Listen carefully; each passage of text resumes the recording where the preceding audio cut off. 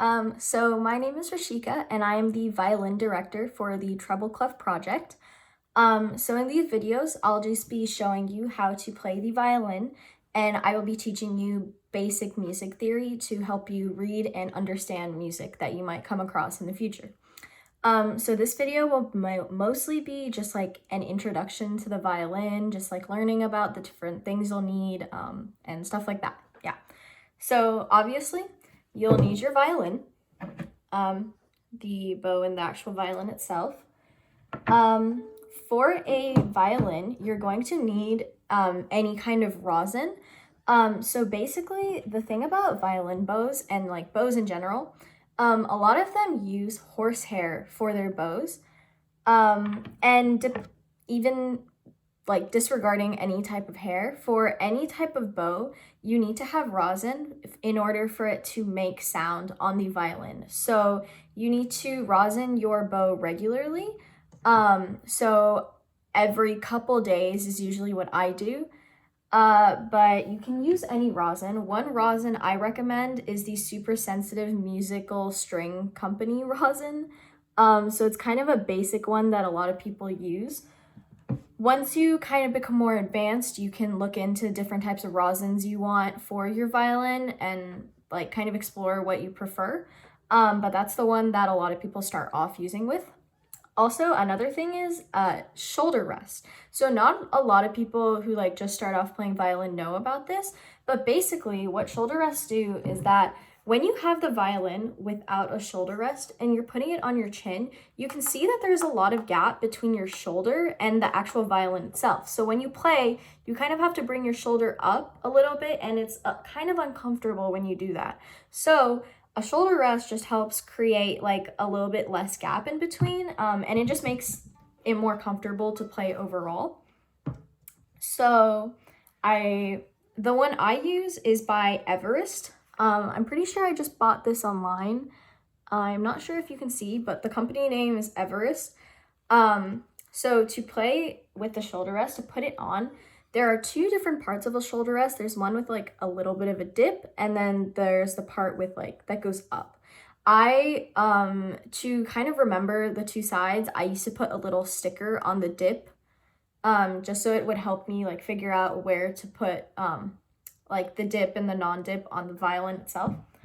So to do this, you take your violin. I like to turn it on its side, so I'll do it like this. You take the part with the dip, so the dipped portion, you're gonna put that on the part of the violin with the chin rest. And so you're just gonna put it there.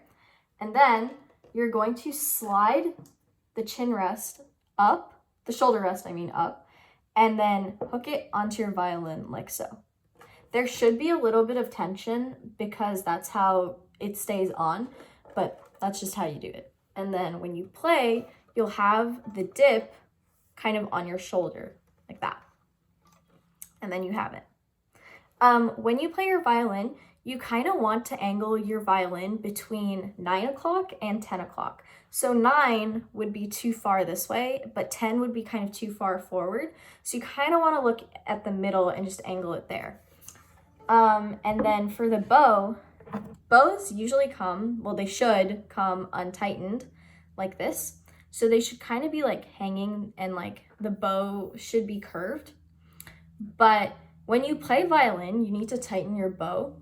So to tighten it, you take the bottom, and to tighten, you screw to the right, and to loosen, you screw to the left. So to tighten it, we're just gonna tighten it a little bit.